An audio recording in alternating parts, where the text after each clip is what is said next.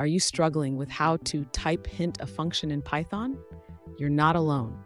Today, we're diving into the world of Python type hints, specifically for classes, and I promise you, by the end of this video, you'll have a clear understanding.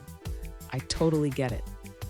Type hinting can be confusing, especially when you're dealing with dynamic types. Many developers face this challenge and it can feel overwhelming. But don't worry, we're here to simplify it.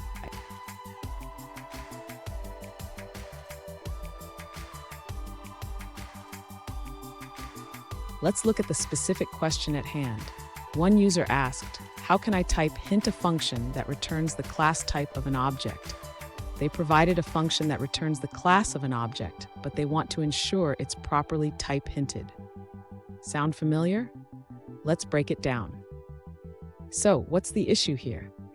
The user wants to use a type hint that denotes classes, but their object can be of any type at runtime. This is a common scenario in Python, and understanding how to handle it is crucial for clean code. And stick around. At the end of this video, I'll share a bonus tip on how to effectively use type hints in your projects, which you won't want to miss. To begin addressing the user's question about type hinting in Python, we first need to import the necessary module for type hints. The user should import the type from the typing module. Next, the user can define the class type hint. This can be done by using the type keyword, which allows us to specify that class type represents any class type. Now the user can apply this type hint to the getObjectClass function. They should specify that the return type is class type, indicating that it will return the class of the object. For the second part of the user's question, regarding the function that takes a class as an argument, the user should also use the class type hint for the parameter and the return type.